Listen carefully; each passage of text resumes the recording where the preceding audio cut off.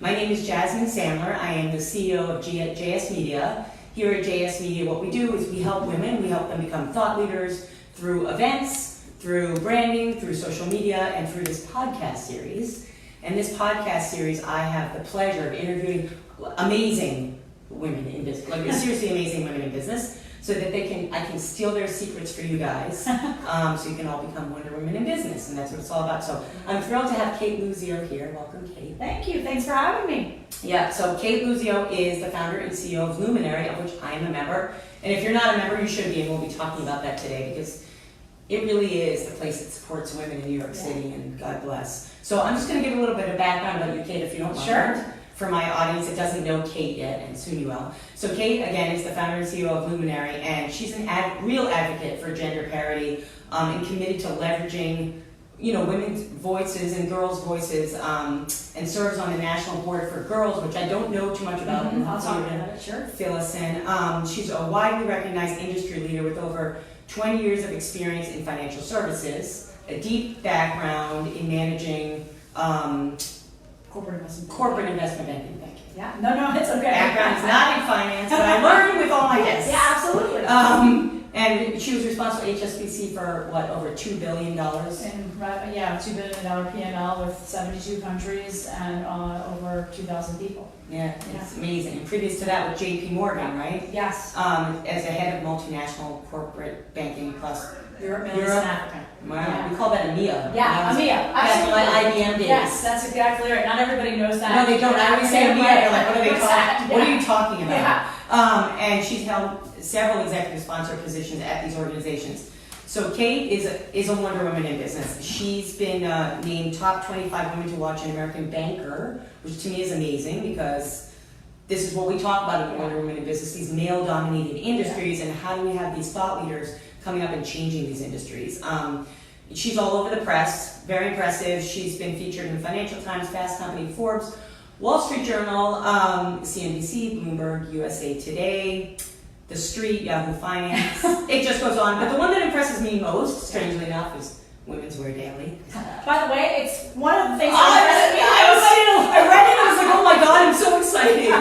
I've been reading it for 20 years. When I got I got into Women's Wear Daily when I was still in banking, and I remember we had done a big mentoring program for Girls Inc. and girls with HSBC, and we worked with Michael Kors. And I remember our PR team coming to me and saying, "Look, you're in.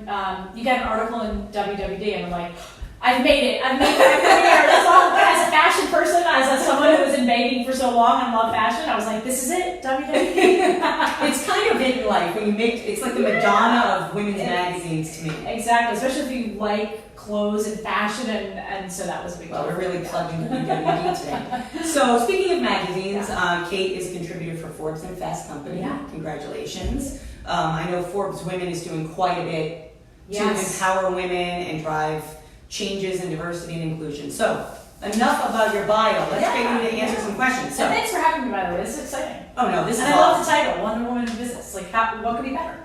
Honestly, nothing. Right? Nothing. And it's a cool character. Yeah, right? 100%. It's, and Wonder watching. Right, and Wonder Woman means different things to every woman. Yeah. So, let's talk about your journey a little bit. Yeah. So, you came from this male-dominated world, this global world of banking. I'm sure you traveled quite a bit. And now you're in what I call a very kind of entrepreneurial world. Yes. Right? It's definitely a shift. Huge shift. Massive shift. So tell us, first of all, why you did that and why Luminary? So massive shift is an understatement, and I was just talking about this earlier. As someone who spent almost 20 years in finance, but 22 years in corporate America, mostly male dominated, and then ripping the Band-Aid off and doing something entrepreneurial, I probably underappreciated what entrepreneurs go through, right? Until you're in it. But why leave? So I loved my job, and people will always ask me, "Oh, you must be so happy you're out of banking," and that's not why I left. I actually loved what I did. I loved my job. I loved my team.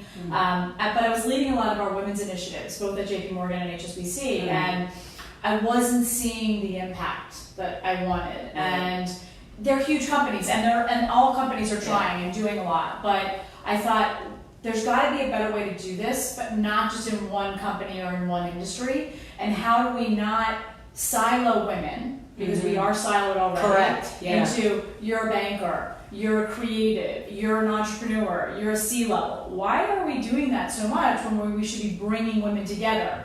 And companies have all these amazing women's groups, and they should exist, and they're incredible, and they're helping, but they're doing that in that specific company. So my idea was if we could kind of become an extension of a women's group, but across all industry, all levels, all titles, all backgrounds, leave our egos at the door, become peers that we are learning from one another, inspiring one another, we're inspired, but built on a foundation of programming and content where we're walking away and we've learned something, whether it's in a one-on-one conversation or in a workshop. And again, breaking down these silos to advance women in the workforce no matter what they do. If they're a banker, a yoga instructor, a freelancer, a writer, a social media expert, it does not matter. We have to create more roles, leadership opportunities, and more opportunities to make more money for women in general, hands down. Absolutely. I love it. Yeah. And so Wonder Woman in business, right? So I started, when I visualized the concept, I wrote all the different types of women. Yeah. Wonder Women in the arts, Wonder Women in banking. But you know what? We all have the same thing in common. We're all looking to come together and make a difference. Absolutely. And the point is coming together. Coming together. Because if we don't, right, if we don't come together, then we're just at a disadvantage. Absolutely. Right? And it's like, if only one woman succeeds, we've got a major problem, right? Agreed. So we need to band together to raise each other up and work together to support one another.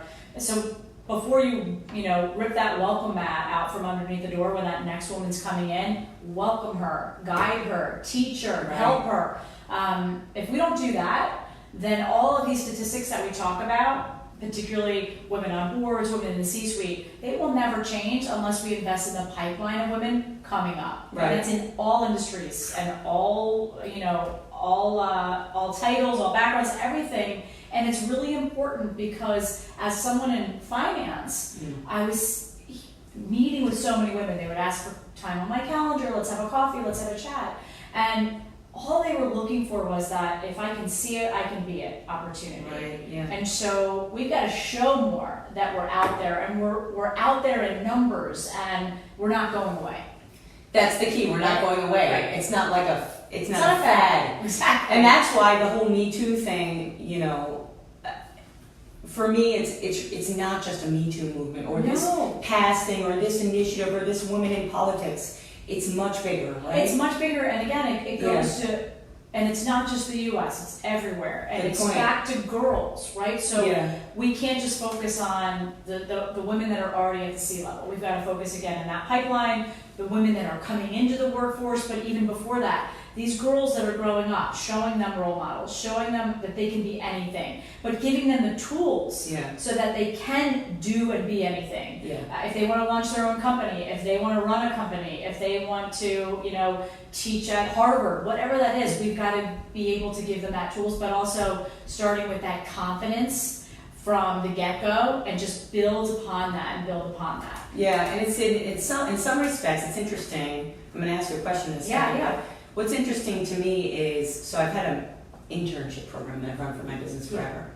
And what's interesting to me is that I think where we have the advantage in grooming these girls is that we're naturally nurturing, right? So it's like, so we should be looking at these younger women as someone that we need to nurture and raise up, right, into these positions. Yeah, absolutely, we have to pay it forward, right? Yeah. So whether, we hear often, and I'm in my early 40s, but that, there weren't that many women before you. Okay, that's fine. That's it. That's right. That is right? the best. Yeah. We've got to help. And again, it's not about just helping the young women. It's helping our peers. It's also supporting the women that are in these powerful positions. Yeah. And again, getting behind them. And there's this idea that it's like you said. There's Me Too. There's all these different movements. Yeah. By the way, collectively, we bring them all together. We're more powerful working together than alone, right? And so 100%. It's not just this movement or that movement. And I would just say the other thing is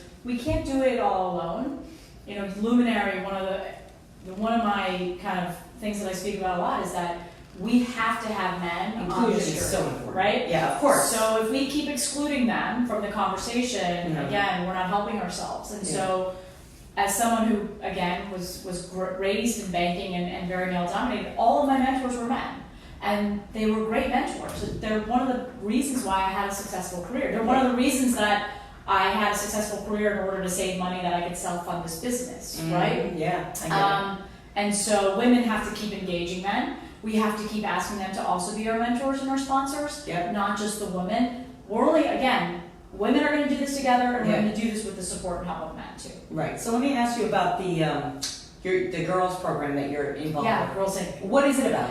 Yeah, so so Girls Inc. is a national nonprofit, and they're focused on girls K to 12, Okay. and really helping them to become strong, smart, and bold girls. Nice. And a lot of it's rooted in STEM, so science, technology, engineering, and maths. And we do everything from after-school programs to all year-long programs focused on coding and financial literacy, but down to body image and confidence. So important. And learning about, sexual behavior. Right, So yeah, of course, everything is they focused have on to. the whole girl. Mm. And I got involved when I moved back from London in 2014-15, and I just wanted to do more mentoring. I was doing a lot in the corporate world, but I was like, there's this next generation of girls we have to that's help. Very cool. And then started mentoring and getting involved in volunteering, and then joined the board in 2016. And I'm super proud because it's an amazing organization that we have affiliates in 89 cities across the U.S. and also now in Canada. And so, again, focusing on this next generation of girls can only help us. And a lot of the girls that we support are in underserved communities, right? Yeah. So don't get the support that's necessary, don't have the tools. So kind of, again, holistically looking at how do we help girls so that in 10 years, in 20 years, in 30 years, we're looking at that next generation of presidents, of CEOs, of entrepreneurs, of leaders. Absolutely, Right. absolutely. I like that you touched, and so, and just for the audience, Yeah. so are they based in New York? Do they have events? Yeah, so Girls Inc. Girls Inc., is nationally is based here in New York, but Okay. then they have affiliates all over the U.S. So anybody could get involved. Look in your city, Yeah, it and sounds if you like go a on great their thing website, for people absolutely. to Get involved, yeah. Get involved. Get involved. So let's talk about the inclusion of men. Yes. It's very, very important. So, so as far as that goes, so like you said, men were your mentors. Now, my background is with IBM, so I know. Right. Also, Yeah. tech is male dominated. Yes. So I think, and correct me if I'm wrong, or I want to hear your feedback Yeah, on sure. this, right? So I was in a meeting today with Morgan Stanley. This woman said, it's like this guy got the business because it's the old boys club, right? Right. So there's one side of that. I don't think that we're breaking that down. Yep. Okay, I think that what we're doing is we're creating a community of support and growth for peers and younger women. But we need to be able to educate the men in such a way so they don't see it as something that may be fearful or Yes. competition. Yeah. So I just want to get your ideas around that, what you see around that, maybe some things that you've seen at corporate that work. Yeah. And you So talk I about think it's really important. There are and in humans, there are good humans and there are not so good humans, right? Yeah. So I think also kind of blurring the lines and saying, okay, forget that we have these gender, I'm a man, you're a woman. It's let's find the good ones, and whether they're women or men, and figure out how we work together. And so what I saw in a lot of companies, and especially in the banks, is making sure that men are part of these women's organizations within the company. So these, business resource groups, employee resource groups. So having a man help and championing those groups is critical, because you can have as many women's events as you like, but you're actually not talking to the people that you need help from.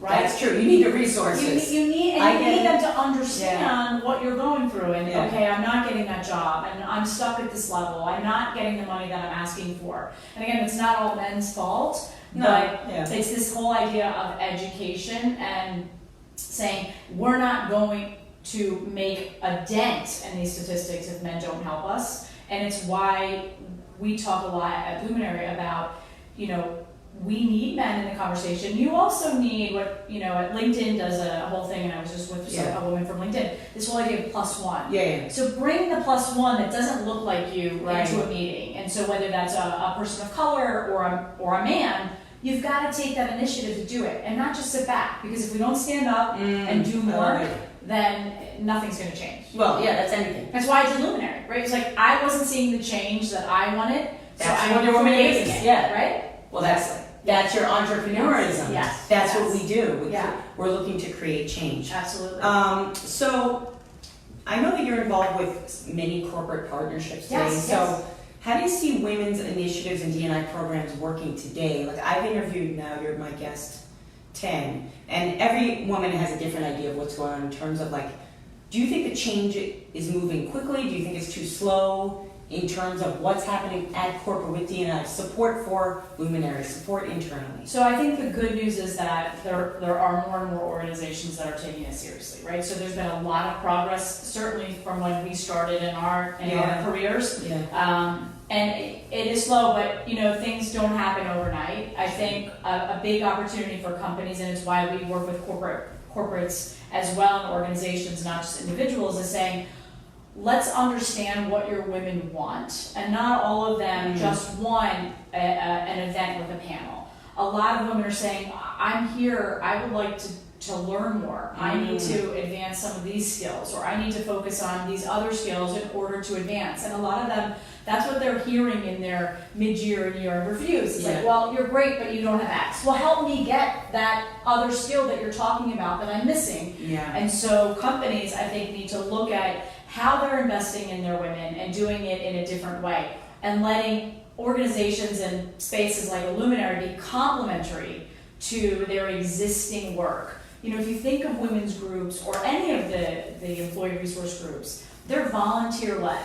Yeah. Okay, so on the one hand, That is you're saying, hey, we would love you to be part of this women's group. Now go do all the work. Right. Believe me. And so, and they have very little budget. And Right. so if you can work with these companies and say, okay, what are your women looking for?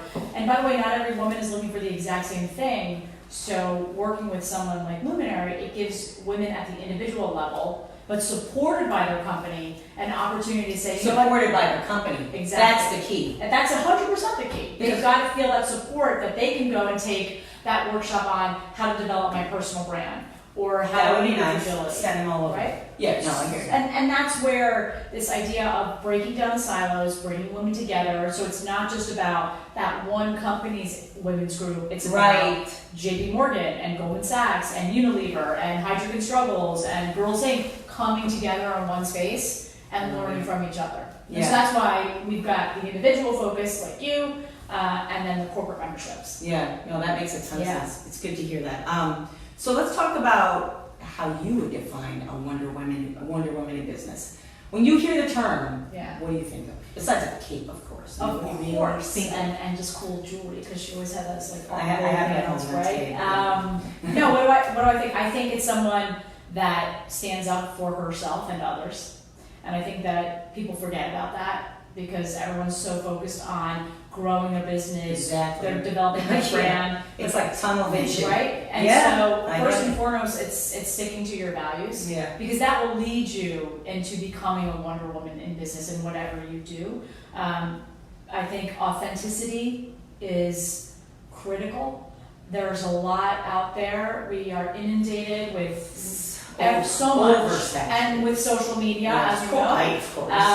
But I think that is, and really performing, right? Demonstrating your performance and the values that you add to whatever organization you either lead or work for. And so, but bringing others around you and supporting others. If you're not mentoring and helping and sponsoring people within your organization, I don't understand how you can be seen as a Wonder Woman, because you're only helping yourself. I love it. So today, the meeting that I was in, I was introduced to that meeting by a woman that I think is a Wonder Woman in business. Because for me, a Wonder Woman, and I love what you say, it's about the character. My parents told I me don't that really from care very what young. you look like or how much money you have. Exactly. It doesn't matter. Yeah. If you say you're going to do something and you do it for someone because you want to support and nurture, Exactly. you can only affect one person, and who cares? Who cares? That's You've changed great. something. You've It's a changed. You've made beautiful thing. change in someone's life, and it's the same when you deal with clients, right? And you're doing the right thing for a client versus the selfish thing. And honestly, listen, we all have to make money, and I work for big banks, but at the end of the day, my reputation, I feel like, was built on this idea of honesty, transparency, doing the right thing, selling the right thing, and also, again, standing up for what I believed in. And sometimes that was, this isn't the right product for you. I'm going to tell you why. And shouldn't be a new thing. We should always be at the core of us, the character, and that's why you don't be a yes woman. Exactly, and also don't be a yes woman, right? You have to also feel the same way about your company. Yeah. Right? And yeah. I think that's where this younger generation is sort of a little bit like, I'm just going to start a company. I think, that's true. It's great, but you have to know what's and behind that. We have to also retain women in the workforce, right? Everyone can't leave to do their own thing. We won't have a workforce. We're more than 50% of the workforce as it is. We have a majority of women that are in college, in secondary education. So we've got to create a pipeline for them to build successful careers, be able to have flexibility if they're working moms, they give care to their elders, whatever it is. And so I think this huge movement that we're talking about, it is a movement, yeah, is just beginning. Oh, right? I see. And yeah. It's so exciting. Yeah. And I'm lucky to have made the decision to rip the Band-Aid off and become an entrepreneur, because I really see that I'm living my purpose. But at the same time, knowing that I'm continuing to develop my skill sets. A year ago, of course, I didn't know how to, set up a commercial real estate space. I didn't know half of this stuff. Yeah. I always had the company. It's so exciting, right? It's very exciting. Entrepreneurism is very exciting. It's hard. It is so. I've been doing it for 14 years. Yeah, it must be insane. The roller coaster is. So let's talk about that. Yeah. Now, I see you as a very successful lady, and being an entrepreneur is very hard. Incredibly hard. Whether you have money or you don't have money, whatever. So talk a little bit about I don't care about the number, but how many, what kind of tips or advice would you give to a woman either starting out or a woman that's been in the game a long time as an entrepreneur? What do you see as some things that she can do to kind of ensure her success? Just general business that you've seen. Yeah, I mean, a couple of things is, and I know it's probably said a lot, but again, you can't underestimate, is have a real business plan, right? I see a lot of founders and entrepreneurs that have a deck, and that's great, but have a business plan that gives you sort of what's your trajectory. So you know what that 1 to 2 to 3 to even 5 year target looks like. That guides you, right? Yeah. And then you don't veer off of that. You can pivot, but you don't. You pivot when things are like a marketing plan. Exactly. Right. I think the other thing is leverage your network. And so when we think about the younger generation, you've got to start building your professional network young. You can't start too young. You have to start building it. Whether you're an intern or you've got your first job, start it now, because you never know when you're going to need to call upon them.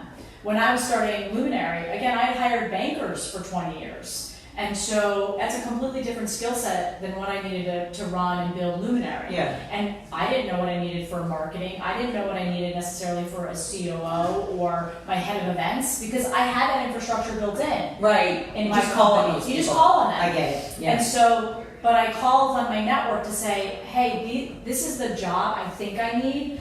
Can you help me interview? Can you help me source candidates? That's smart. Can you make referrals? And I think whether you're a brand new entrepreneur, you've been doing this for 20 years, you still call on that network. And that can only help you. So don't be so afraid it's got to be all by me. Yeah, it's the worst thing you can do. It's the worst thing that you can do. And it's the same thing. I admit that I've done it. Right? And every entrepreneur has done it. Everyone, you get so focused and in the details, and I think. And also, you're kind of like, oh, absolutely, I own this. Yeah, this is mine. This is mine. Yeah. Right. Yeah, and I think that you've got that professional network you can call upon, and I think you've got this other network which we've started at Luminary mainly because I needed it, but also I was talking to lots of founders, a support group. Right, we have a female founder support group that you can just say, Jasmine, like, what the hell am I doing? Like, is this totally the wrong thing? Or my business is suffering for this, or I lost this big client, or I need an introduction here. And so when women, again,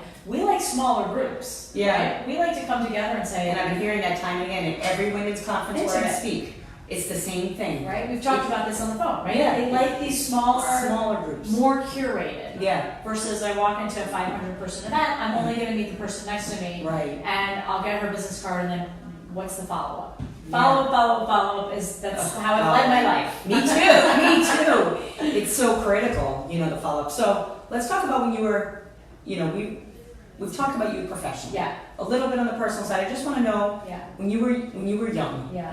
did you ever dream of being in the position that you're in now? Is there anything you can think of like that you think maybe led you here, like a characteristic of who you were when you were young? Yeah, I don't think I ever thought I would be running my own company. That was just not something because I grew up with a dad who was an FBI agent, and he's an incredible role model. Oh my God, and how my amazing. mom was a teacher, also an incredible role model, and they are my ultimate luminaries. But they would always just work hard and work hard and work hard and put in the time but demonstrate why you're good, right?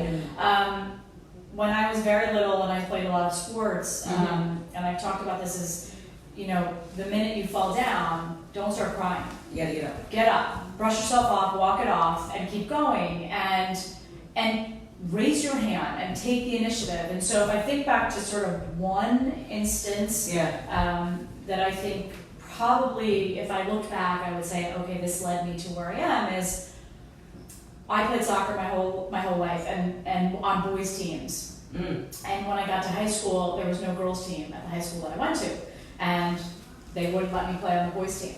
And I said, well, I have to play soccer. I love it, yes, right?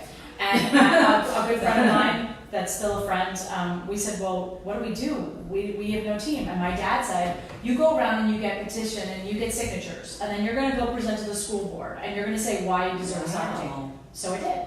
And we got a soccer team. And so I think that probably in my brain it was like this, I can become a leader in whatever I'm doing. I love it. But with the support of this great kind of community and network behind me. And so if I look back at taking a risk, and that's kind of the whole throughout my career, whatever I've done, started then, and then, so many years later, it is now, led me to taking risks in my financial career, and then now in becoming an entrepreneur. Okay, I want to talk about that for a second.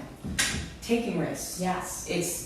If you can't take risks, you can't be an entrepreneur. No. So, but you have to do it with a sense of reason, right? Absolutely. Okay, so tell us a little bit about making decisions. Yeah. When you have a risk in front of you, how do you address that risk to make a decision to either go A or B? So I am, and people that know me, especially my boyfriend, would say she's not an analyzer. And you would think as a banker I'd be an analyzer. I'm not. I'm a gut kind of person, but I need to have the facts. Yeah. So give me the facts, but I'm a decision maker. So I don't need 30 pages to make that. I need the hardcore facts to make that decision. And I think as an entrepreneur, you have to use that gut, but based on facts and preparation, right? And then you go A, B, C. And by the way, you may make a wrong turn and you go back, right? And you can always correct your mistakes. I think we are so hypersensitive, especially as women, and self-critical. Oh, I can't make a mistake. Well, guess what? It's perfect. You have to make mistakes. That's how you learn. Wonder Woman is not perfect. No, right. Exactly. She falls down. She falls down. She gets back up. And right? She makes people laugh. Exactly. Right. So I think that's a big part of this idea of being an entrepreneur, and it's not just one way. I think you still have to have that North Star, and it's back to the business plan, but take those calculated risks and be prepared. And not everything's going to go the way you think, but that's okay, and that's life. That's your career in general. Oh yeah. And by the way, women and men are working much longer, and they're living longer, and so we have a lot longer to kind of figure out what we want to do. I think we could talk in 5 years. You may be doing something totally different, or adding on to your business. Me too, and that's a good thing. I think so. It's okay. Yeah. Yeah. Okay, so we have a couple minutes left. Just want to talk a little bit more about Luminary. Yeah, sure. So talk to us a little bit about programs that are coming up, how you do programs, if someone wants to find out about Luminary. Yeah, sure. I don't know why they wouldn't know about it. But no, we're new. We're 8 months old, so it's we're still a very new business. We're a baby, and we've done everything organically. So it's been our members and word of mouth, and because we don't have an application process and we're a real community, we just welcome anyone that feels like this is their space to be a part of it. But at the end of the day, we want value to come to our members, right? And so I always say, since I self-funded the business, people will say, well, why don't you have investors? And I say, well, one, I'm fortunate that I saved a lot of money I could self-fund, and not everyone can do that, but that I'm maximizing the return for my members versus the return for an investor. Right. And when These are your ideas. Right, and it's our ideas, right? Yeah. It's being able to work with our members to say, we want to have this great curriculum of programs, and we run 4 to 5 a week. Whether that's a small workshop on building, your social media presence or a personal brand, to a speaker series with incredible women, our podcasts, things like that. So everything is built on that. Tools to advance yourself personally and professionally. A good example, next week we have our Luminous speaker series with Claude Silver, who's the Chief Heart Officer at VaynerMedia, incredible woman, who's also a member, and Gail Tifford, who's the Chief Brand Officer at WW, formerly Weight Watchers, also a member. They've been friends for over 40 years, have had totally different career paths, but have relied on each other this entire time, and how they've done that and built their career. We're going to talk about that. We've got at the end of September. What's the date of that? That's next Tuesday. Next Tuesday. And then on September 24th, another example is we have talk about, supporting entrepreneurs. We have the Women of Impact pitch competition. Ooh, yes, I'm very familiar with that. That's so cool. We've selected 5 women out of over 230 applications to pitch, and we've created a package of prizes that isn't money. It's creative campaign, it's social media, it's legal services, it's a Luminary membership. That's what they'd spend their money on anyway, if they were willing to invest in their business. That's exactly right. So That's what it's it's not just getting a check, it's like actually getting the holistic service. So those are a couple things. You can find us at luminary-nyc.com. Our handle is at @BeALuminary, and we're excited that we're growing, and we've got some incredible women like yourself. I've done workshops here, and it's all about, again, creating this ecosystem of women supporting women, whether you're an entrepreneur, you're a banker, you're a lawyer, you're a teacher, and bringing them together. I love it. So I have one last thing to say. First of all, thank you, Cate. No, thank you. Such a busy person. In fact, this is great. Grab you. I'll have you on again. Anyway. Yeah, this is great. But so one last bit I want to say. So I am doing an event here. Yes. Hello. September 26th. Wonder Women in Business. Our first event. Yes. It's an inaugural event, and this event for me is very special. It's called the Art of Entrepreneurship, and it's convergence of art and entrepreneurs, and honestly how they go through the same struggles. Yes. Right? So we have a female expert artist in each discipline. Yes. Music, film, theater, and visual arts. Yes. Oh, and dance. Sorry, that's fine. Yeah, And so I'm hoping we're going to have an awesome conversation. I looked at the registration list, and I found that men have signed up too. Yeah, which is great. So it's going to be really cool. That's here at Luminary, September 26th, and you can see the space, you can meet Cate. And you can sign up for that right online. So go to our events page, and it'll take you to the sign up and registration. And we're excited because I think that's another underrepresented area of women that we don't hear a lot about, right? Completely. Yeah. So and they're big. Exactly. And they're big, absolutely. Especially New York City. Yes. So it's exciting. Exciting time. Yes, it is. Yeah. So thank you, everyone. Thank you, Cate. Thank you. This is the Wonder Woman in Business episode number 10 with Cate Luzio, founder and CEO of Luminary. Thank you. Thanks so much.